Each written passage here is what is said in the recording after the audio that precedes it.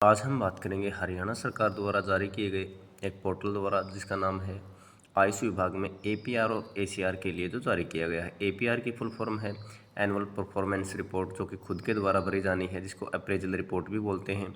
और दूसरा है एसीआर, एनुअल कॉन्फिडेंशियल रिपोर्ट, जो कि हायर जो ऑफिसर हैं उनके द्वारा भरी जाती है अपने अंडर में काम कर रहे एम्प्लॉयज़ के लिए। तो सबसे पहले लैपटॉप में ऐसे ही हम इस वेबसाइट पर क्लिक करते हैं ayushapr.acr.hry.com पर, तो ओपन हो जाती है। परंतु मोबाइल में खोलने के लिए हमें सबसे पहले लिखना होगा ayushapr.acr.hry.com। तो ऐसा लिखने से हम सर्च करेंगे और सर्च के बाद सबसे ऊपर आएगा ये ayushapr.acr.hry.com। इस पर हम जैसे ही क्लिक करेंगे तो ये हमसे यूज़र आईडी और पासवर्ड मांगेगा। तो यूज़र आईडी में जो भी एम्प्लॉई का यूज़र आईडी होता है, मतलब उनका जो पे कोड होता है, उसको यूज़र आईडी बनाया गया है। और पासवर्ड में पासवर्ड दिया गया है अपने डिपार्टमेंट के द्वारा। तो सबका अलग अलग पासवर्ड है और आप पासवर्ड चेंज कर सकते हैं, अपना पासवर्ड चेंज कर ले लॉगिन करने के बाद। तो हमने यहाँ पर किसी का भी डाल रखा है, एम्प्लॉई का, ऑफिसर का, तो उससे हम सीधा लॉगिन करेंगे। तो लॉगिन करते ही जिनका भी ये नाम है, डॉक्टर हैं, एएमओ हैं या फार्मासिस्ट, तो उनका नाम सबसे ऊपर आ जाएगा। और हम होम पर जाएंगे तो इसमें दो ऑप्शन दिए गए हैं, एक है अप्रेजल का और एक है रिपोर्टिंग का। अप्रेजल मतलब हमें एपीआर अपनी खुद की फिल करनी है इसमें। तो क्या क्या कॉलम फिल करते हैं हम सबसे पहले यही बात करेंगे। तो व्यू मोर पर क्लिक करते हैं तो हमें यहाँ पर दिखाई देगा कि जो ये एपीआर एसीआर भरनी है, हमें 2024-25 की भरनी है। ड्यूरेशन है 1/4/2024 से 1/4/2025 या 31 मार्च 2025 तक की ही जो टाइम पीरियड है, उसी तक का हमें ड्यूरेशन का भरना है अपनी अप्रेजल रिपोर्ट। तो इसमें पोस्ट दी गई है, जैसे डिस्ट्रिक्ट आयुर्वेदिक ऑफिसर के द्वारा जो रिपोर्टिंग की जाएगी एएमओ की, और ऐसे जो फार्मासिस्ट हैं उनकी एएमओ के द्वारा की जाएगी रिपोर्टिंग। ये रिव्यूइंग अथॉरिटी है, डायरेक्टर हैं, सुपरिटेंडेंट हैं, और ऐसे जो एक्सेप्ट करेंगे। तो ये एक्शन का जो बटन है, फिर हमें यहाँ पर क्लिक करना है, चाहे फार्मासिस्ट का है, एएमओ का है, क्लर्क का है, असिस्टेंट का है। तो हम इस पर क्लिक करते हैं। इस पर क्लिक करने के बाद ये परफॉर्मा ओपन होकर आ जाएगा। तो इसमें हम जैसे कि डिटेल दी गई है, अपने आप ही हम इसमें कुछ चेंज नहीं कर सकते हैं। नाम, फादर नेम, पे कोड है, डेट ऑफ ज्वाइनिंग है, डेट ऑफ बर्थ है। तो अब हमें शुरू करना है यहाँ से, चाहे फार्मासिस्ट का है या फिर एएमओ का है। तो हम यहाँ से शुरू करते हैं। सबसे पहले दिया गया है इसमें ब्रीफ ऑफ ड्यूटीज़, यानी कि आपकी ड्यूटी क्या है। तो इसमें आप अपनी ड्यूटी लिख सकते हैं, जैसे ओपीडी चेक करना है, कैंप आयोजित करना है, रिकॉर्ड मेंटेन करना है, और जो भी आपको लगे कि आप जो काम कर रहे हैं, आपको काम दिए गए हैं, वो आप इसमें भर सकते हैं। फिर है इसमें factor that hindered your performance. इसका मतलब है कि कोई ऐसे कारक जो कोई बाधा उत्पन्न करते हैं, तो आप इसमें दे सकते हैं, नहीं तो नो कर दें। ऐसे ही attendance, number of days absent और period of absent apart from provided leave, जो आपने छुट्टी ली है उसके अलावा भी अगर आपने कोई छुट्टी कर ली है या एब्सेंट हुए हैं तो इसमें दे सकते हैं। यहाँ पर date of appointment, present post, यानी कि जिस पोस्ट पर अभी काम कर रहे हैं तो वो कब से हैं, यहाँ पर वह भरना है। अब इसमें है कि जैसे पोस्टिंग सेंटर ड्यूरिंग ईयर, आपका आम है, जीएडी है, या जो भी है आप यहाँ पर भर सकते हैं। तो कब से है, जो हमने पीरियड देना है 1/4/24 से वही देना है, और डेट 31/3/25 तक का ही देना है। पोस्ट अगर एएमओ है तो एएमए कर देंगे, फार्मासिस्ट है या जो भी पोस्ट आप यहाँ पर पोस्ट भर सकते हैं। और ऐड मोर में आगे भी भर सकते हैं, जोड़ सकते हैं इसमें। और ऐसे ही अभी count of OPD average per month, तो जितनी भी आपकी ओपीडी होती है प्रत्येक मंथ में 200, 400, 500 आप भर सकते हैं। आगे है काउंट ऑफ पंचकर्मा प्रोसीजर, कि आपने पंचकर्मा कितने किए हैं। जैसे आयुष विंग में होते हैं या जहाँ भी पंचकर्मा है तो वहाँ पर आपको काउंटिंग लिखना है, 2, 4, 10, 20 जितने भी होते हैं। और आगे है number of CME, continuous medical education attended, जो आपकी मेडिकल से रिलेटेड एजुकेशन है, अगर वो चल रही है तो उसके बारे में लिख सकते हैं, या आपने जो ट्रेनिंग प्राप्त की है, एजुकेशन प्राप्त की है, उसके बारे में इस पीरियड के दौरान।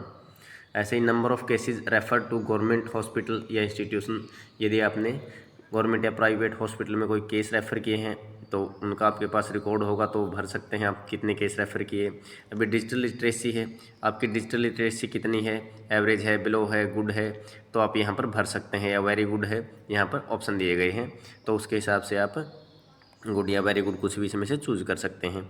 आगे है कि action taken toward infrastructure improvement if any, यदि आपने कोई इंफ्रास्ट्रक्चर यानी कि बिल्डिंग के कंस्ट्रक्शन से रिलेटेड या कोई भी जो आपकी जीएडी है आम है, तो उसके लिए कोई काम किया है तो यहाँ पर लिख सकते हैं कि जैसे कि आपने किसी चीज़ की मेंटेनेंस करवाई है या हायर अथॉरिटी को लिखा उसके बारे में, तो वो पॉइंट दे सकते हैं यहाँ पर।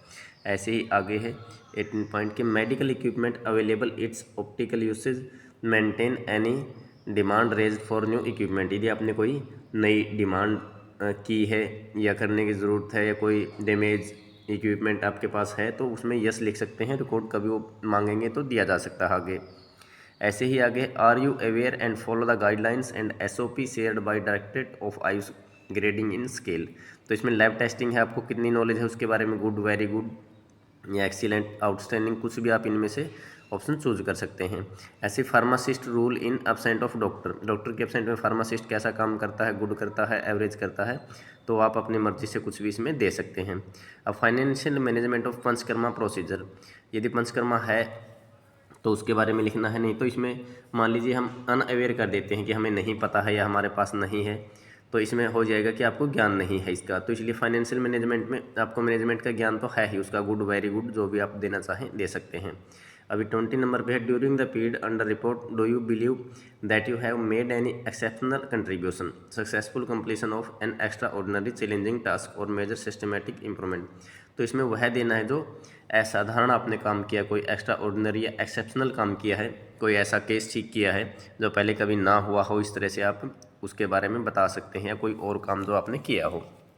ऐसे ही है रिक्वेस्ट रेज फॉर ट्रेनिंग, के लिए आपने कोई रिक्वेस्ट रेज की है कि हाँ हमें ट्रेनिंग चाहिए या ट्रेनिंग हुई है, तो उसके बारे में यस कर सकते हैं।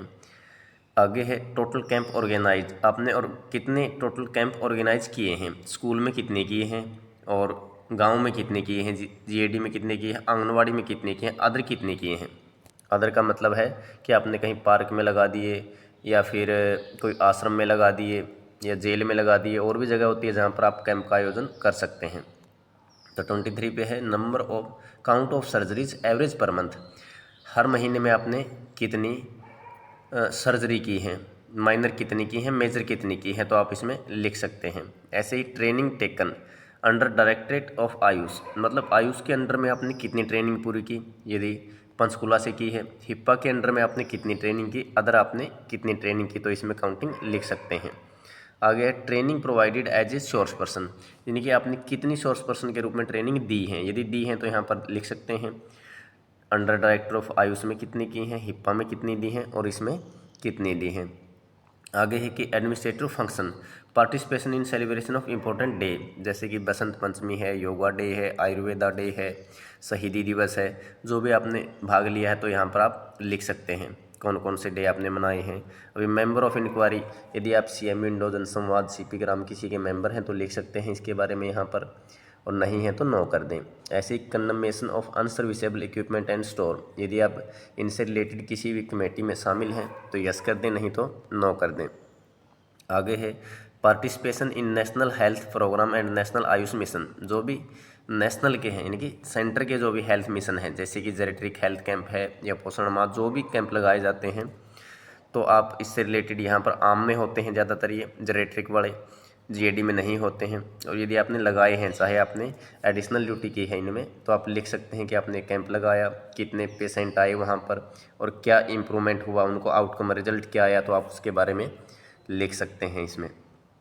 और आगे है list of other duties task performed assigned by higher authority, जैसे कि इसमें इलेक्शन ऑफिस में किसी की ड्यूटी लग जाती है या फिर DDO की ड्यूटी लग जाती है, किसी की एक्स्ट्रा ड्यूटी जो दी जाती है मेडिकल डिस्ट्रीब्यूशन में या किसी कैंप में अलग से ड्यूटी लगाई जाती है, तो आप उसके बारे में यहाँ पर लिख सकते हैं।